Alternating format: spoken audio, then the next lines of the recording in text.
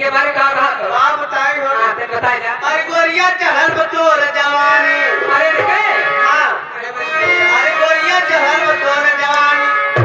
अरे कई कई चमकल सुवन के पानी ओ कहिया कहिया भूना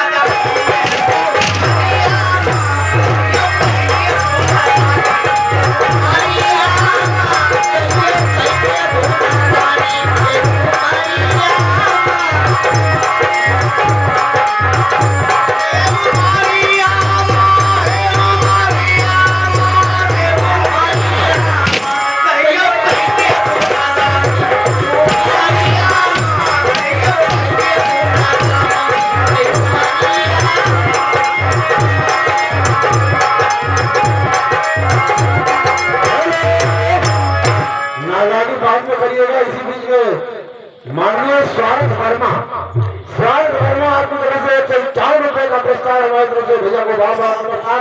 आपकी तरफ से मेहरबानी चलती है। लगावे लूठवा में लाली लगावे लूठवा में लाली और कैसे लागे लू हमर पानी अरे माना करे जहर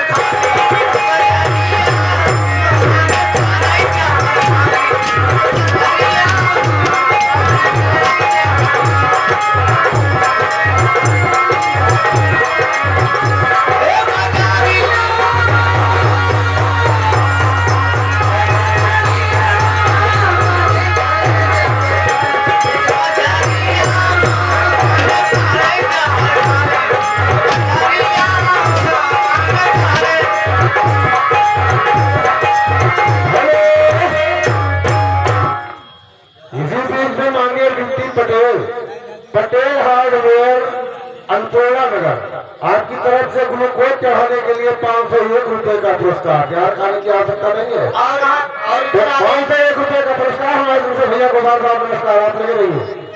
और फिर आगे आपने गुप्तदान महाकल्याण से श्री राधे जय श्री राम 10 रुपए का पुरस्कार भाई को मेरी तरफ से बार बार नमस्कार। और कहाँ से कहाँ गए? अरे गोइया तोहते कहाँ बताए अरे गोइया तोहते कहाँ बताए अरे रतिया लागा ही नहीं हम भाई दरबदिया दरबदल नहीं